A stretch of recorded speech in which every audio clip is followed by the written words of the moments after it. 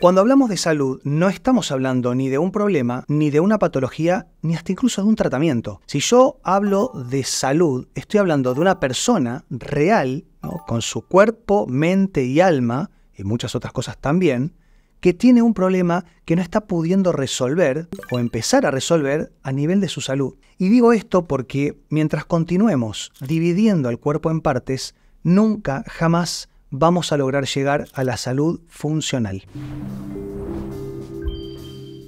¿Y por qué hablo de salud funcional o integrativa o hasta incluso estratégica? Y esto es algo que yo los escucho todos los días que me preguntan o los leo en los comentarios, y la realidad es que tienen que empezar a entender que las cosas han cambiado. Tanto si son personas que se dedican a otra cuestión profesional como si hay facultativos de la salud mirándome, tienen que entender que solamente ver una región del cuerpo con un problema, solamente ver una patología en una persona, no va más. Es decir, no podemos seguir tolerando la situación de que una persona, en el caso, si se trata de un consultorio, se transforme en un paciente, siga viendo que la salud es solamente el problema que tiene. Y muchas veces lo escucho y los escucho entre profesionales que quizá están hablando de un paciente y le dicen, no, lo que pasa es que eso es una gonalgia, o sea, es un dolor de rodilla. No, eso es una cervicalgia. O no, eso es un dolor cervical. No podemos hablar de una persona como si fuese su problema, porque eso es completamente lo opuesto. Y por otro lado, también tenemos que dejar de ser cachitólogos, ¿no? A ver, acá en Argentina me van a entender mucho mejor que en cualquier otra parte del mundo. Decimos que cachitos son pedazos, ¿no? Son sectores muy determinados, ¿no? Entonces, cachitólogo serían los especialistas de antes. Y no quiero nombrar, no lo voy a hacer, porque si no, sé que se van a enojar, pero si nosotros somos profesionales de la salud, que nos abocamos solamente a una parte del cuerpo, ciegamente, porque también hay que decirlo, ¿no? No es lo mismo un especialista con visión integrativa, por ejemplo, yo me considero un especialista en columna con visión integrativa. Ahora, por ejemplo, si hablamos de un gastroenterólogo que solamente ve al tubo digestivo y no ve absolutamente más nada que cómo funciona el tubo digestivo de sus pacientes, va a fracasar. Si hablamos de un traumatólogo que se dedica solamente a ver las articulaciones de sus pacientes, sin importarle cuáles son, por ejemplo, los hábitos de vida que han llevado a esa persona a tener artrosis, va a fracasar. Él y todos sus tratamientos. Distinto, muy distinto es, y que justamente eso es lo que yo los aliento a los profesionales de la salud que arranquen. También tengo que advertirles una vez, y esto se los digo siempre a los alumnos que tienen ganas de empezar a estudiar salud integrativa, tienen que saber que es un camino de ida. Esto no tiene forma de retorno, pero sobre todo no tiene forma de parar. ¿A qué me refiero? Cuando yo tengo adelante mío, y muchas veces son profesionales de la salud recibidos, ni siquiera estudiantes, y me dicen, quiero empezar mi capacitación en salud integrativa, yo les digo, tené cuidado. Tené mucho cuidado porque cuando uno empieza a estudiar, no puede parar. Yo he tenido que hacer un esfuerzo muy grande por dejar de estudiar, porque yo dije, voy a estudiar media hora todos los días, y terminé estudiando más de 2 horas, incluyendo los fines de semana, y realmente me estaba volviendo loco, me estaba estresando mucho. Es razonable, uno cuanto más sabe, más quiere saber, y al mismo tiempo menos siente que sabe, siente que le falta cada vez más.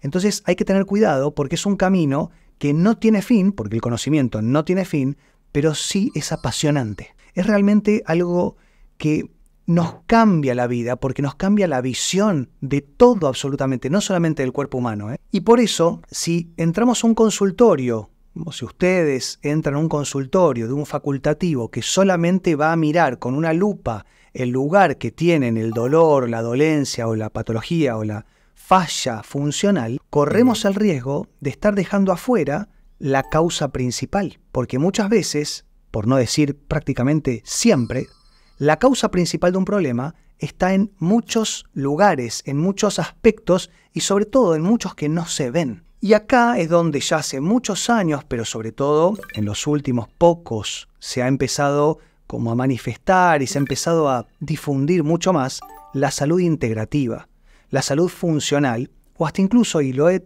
rotulado yo, de salud estratégica, porque realmente poder encarar a una persona que tiene una dolencia muy específica y que no puede encontrar una solución, hay que armar una estrategia, primero para entenderlo y segundo para intentar solucionarlo. Y por otro lado, así como les estoy contando, les estoy diciendo de manera despectiva, ya lo sé, les pido perdón, pero que hablamos de estos cachitólogos, que son profesionales de la salud, que solamente miran cachitos del cuerpo, diferentes partes, y nunca jamás pueden aunar o reunir o vincular, relacionar todas, no diferentes, todas las partes del cuerpo. También tenemos los diagnosticólogos, ¿no? Esos profesionales de la salud que muchas veces se dedican solamente a diagnosticar y dar el diagnóstico, porque no es lo mismo saber diagnosticar que decírselo al paciente que tienen adelante y mucho menos cómo se lo decimos. Y lo peor que podemos hacer, el peor escenario posible, es que esta persona se vaya de nuestro consultorio con un diagnóstico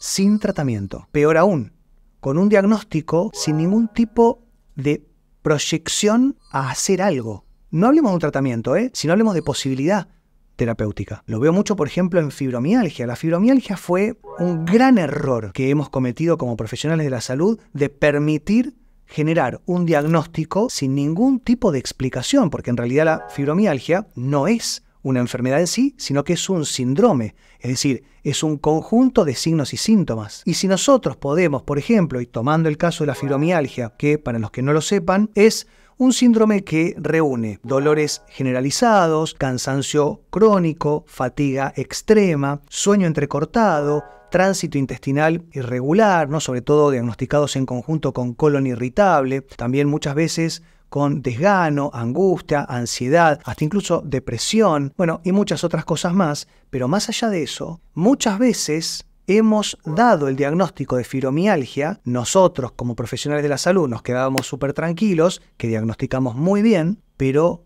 el paciente o la paciente, porque sobre todo la fibromialgia mucho más presente en mujeres que en varones, salen o salían idealmente del consultorio con una angustia irreparable, porque se iban con el rótulo de fibromialgia o cualquier cosa, ¿no? Artrosis, artritis, autoinmunidad, cualquier patología, cualquier rótulo sin tratamiento. Eso es justamente lo que vamos a ir en contra, que ya venimos trabajando hace muchos años con un equipo muy grande, y me refiero no a un equipo mío, me refiero que somos todos un equipo grande que estamos empezando a cambiar la historia del abordaje en salud.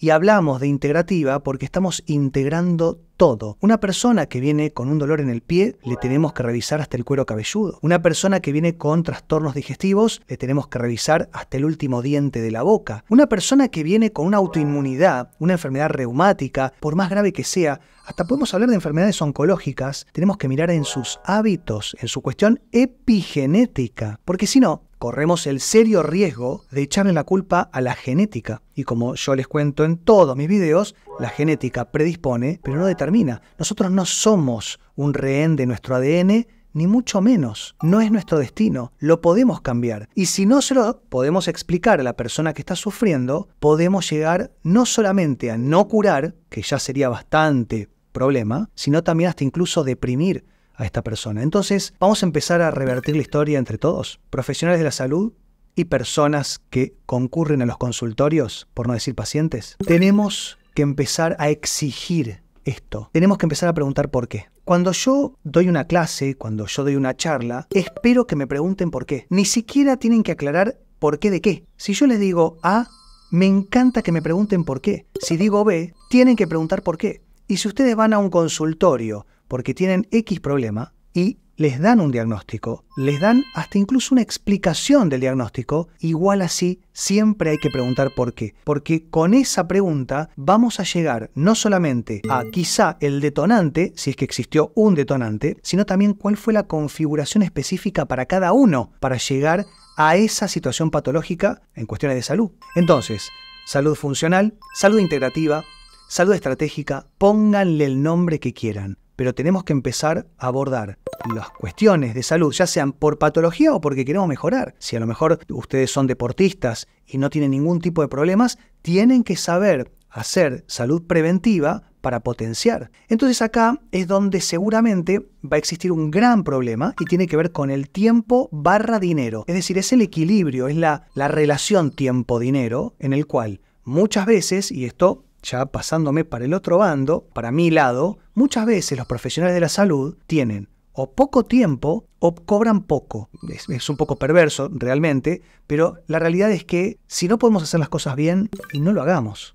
Si a nosotros nos pagan muy poco y por eso tenemos que ver 10 pacientes en una hora, ¿cómo vamos a atender? Entonces acá yo les diría que ustedes como personas pacientes, o sea, como personas que concurren a un consultorio como pacientes, cuando saquen un turno se fijen sobre todo en el horario que les dan. Si ustedes, por ejemplo, sacan un turno para un kinesiólogo, por decirlo de alguna manera, y les dan para las 11:50, no sirve. Porque quiere decir que ese profesional está fragmentando su agenda cada 10 minutos. Si les dan para 11:45 y son 15 minutos, sigue siendo poco. Ahora pensemos, ¿qué tendría que hacer? ¿A qué velocidad tendría que hablar? Porque eso también, yo muchas veces, y porque entiendo que esto es una cuestión de relación tiempo-dinero, muchas veces tengo que acelerar la forma de hablar para poder aprovechar el poco o mucho tiempo que tenga, ¿no? Dependiendo de cada persona. Pero muchas veces me pasa que yo tengo que terminar la consulta porque tengo más pacientes esperándome y les digo, vamos a dejar la sesión esta en pausa y la vamos a continuar en otro momento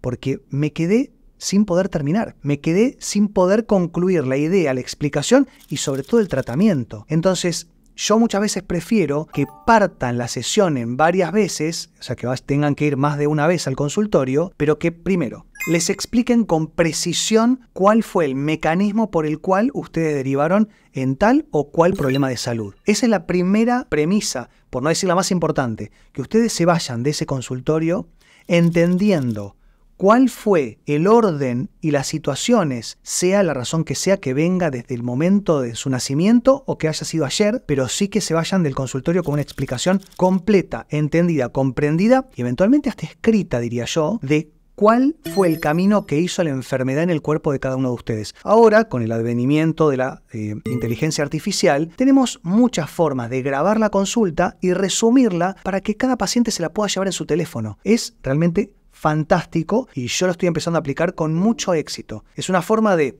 poder hablar más rápido, poder hablar un poco más técnico, pero que después la inteligencia artificial le explique en diferentes idiomas incluso a la persona qué fue lo que pasó, cómo derivó en esa enfermedad. Posteriormente, el tratamiento. ¿Cuál es el abordaje terapéutico que tenemos que hacer en cada persona en particular individualmente? Y voy a redundar todo esto porque tenemos que entender que todos los dolores o las dolencias son completamente diferentes de una persona a la otra, así como también deberían ser los tratamientos. No hay ningún dolor igual en dos personas, no hay ningún tratamiento igual en dos personas. Si bien tenemos algunos protocolos, siempre hay que adaptarse a cada caso en particular. Y finalmente, y hago esto un poco generalizado porque si no tendría que hacer una de las clases, o sea, tendría que hacer un video de mínimo 2 horas, y no es la idea, pero sí, finalmente, en tercer lugar, tenemos que entender cómo anduvimos.